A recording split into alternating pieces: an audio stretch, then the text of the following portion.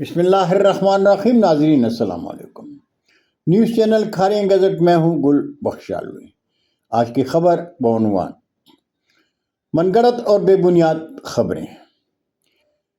سیلاب متاثرین میں راشن اور کھانے کی تقسیم پر کوئی پابندی نہیں۔ مشکل کی گھڑی میں مشکل سے دو چار لوگوں کی امداد مذہبی فریضہ ہے۔ سیلابی صورتحال پر سیاست سے پرہیز کیا جائے۔ ضلعی انتظامیہ نے ایسی کوئی پابندی نہیں لگائی کہ صرف وہی کھانا اور راشن تقسیم ہوگا جس پیکٹ پر وزیر اعلیٰ پنجاب مریم نواز کی تصویر ہوگی۔ ضلعی انتظامیہ کے ترجمان کا کہنا ہے کہ ایسی من گھڑت اور بے بنیاد خبروں میں کوئی صداقت نہیں۔ سرکاری راشن بیگ پر حکومت پنجاب کا صرف لوگو لگا ہوا ہے۔ البتہ محکمہ صحت کو ہدایت کی گئی ہے کہ سیلاب متاثرین کی صحت اور زندگی کے تحفظ کے لیے اس بات کو یقینی بنایا جائے کہ سیلاب متاثرین کو دیا جانے والا کھانا تازہ اور محفوظ ہے۔